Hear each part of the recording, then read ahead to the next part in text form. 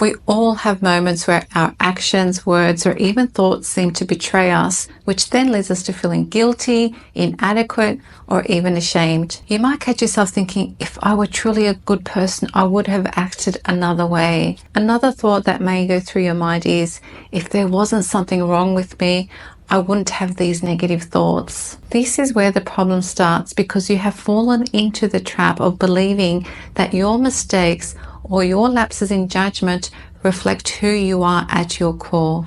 But here's the truth, they don't.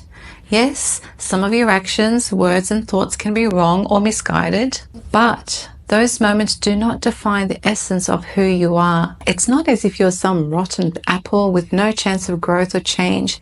The mistakes you make or the negative thoughts you have stem from a part of you known as your nafs, your ego, your lower desires. It's a part of you that pulls you towards temptation and selfishness. Better understand what I mean by all this, I'll describe the 3 levels of the nafs that are mentioned in the Qur'an. I'll also talk to you about the Fitrah, which is your innate nature, and why it's so important to know your Fitrah, because it's all part of the understanding of yourself.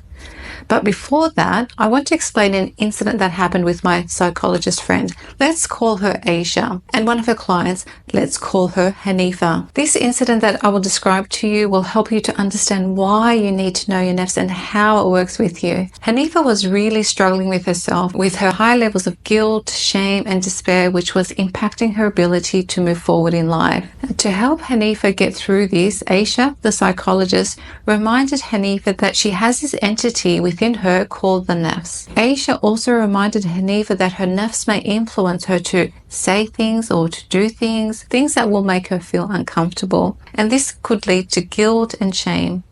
Aisha was trying to help Hanifa see that her nafs was only one component of who she is, and that her nafs does not define her as a complete human being. This shift in thinking gave so much relief to Hanifa that she actually started to cry. She realized she wasn't a bad apple. Yes, she may need to work on her nafs, but that didn't take away from the fact that she is innately good. Now, what I mean by innately good is that we have an innate nature, our fitrah, which is inherently good, and we are all born with this innate goodness. I will talk more about the fitrah, but let's first understand the nafs. In the Qur'an, 3 levels of the nafs are mentioned. The first and the lowest level of the nafs is nafsul ammara, known as the evil commanding nafs. When I say it's the lowest level of the nafs, I mean the untamed, or the nafs that's not purified. When the nafs is at this level, it pushes you towards bad behavior and temptations.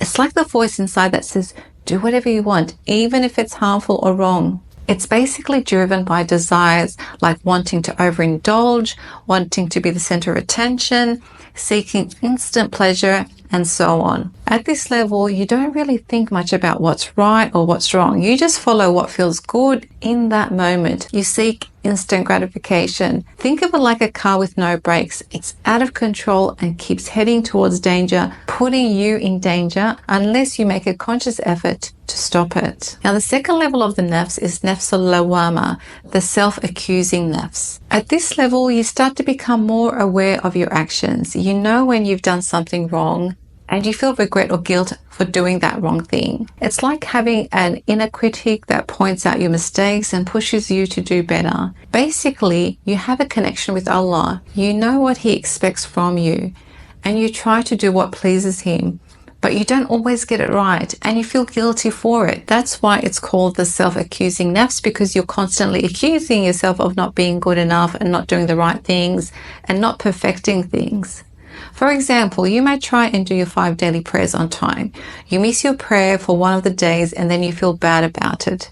This self-awareness is a sign that you're growing spiritually, because you're conscious that you were supposed to do your 5 daily prayers and that you didn't do it.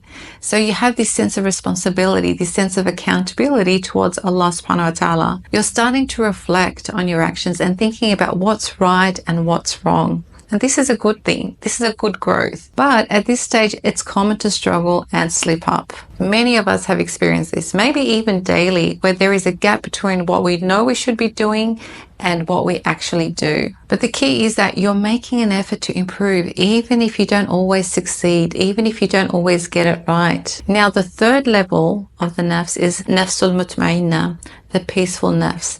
This is the highest level of the nafs mentioned in the Qur'an.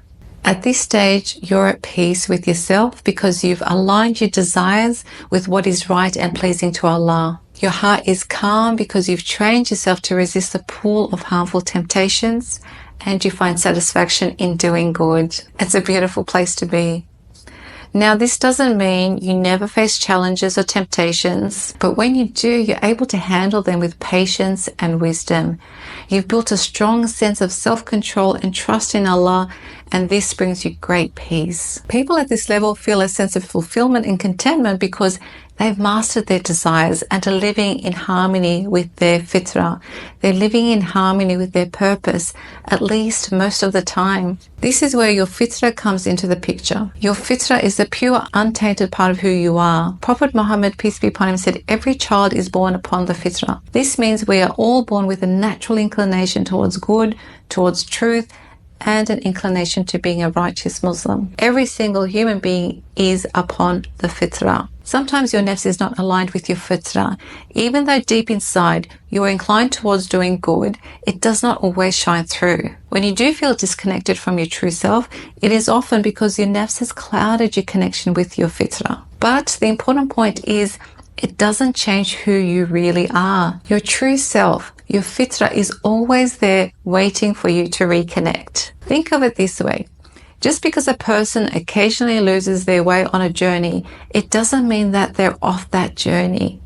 It doesn't mean that they're forever lost. In the same way, a few wrong turns in thought or action don't mean you're beyond hope or inherently flawed. You are not your mistakes. You are someone striving to overcome those mistakes. The beautiful thing is that we can purify our nafs. However, the topic of purifying the nafs is for another video, as it's quite lengthy and there are many aspects to it.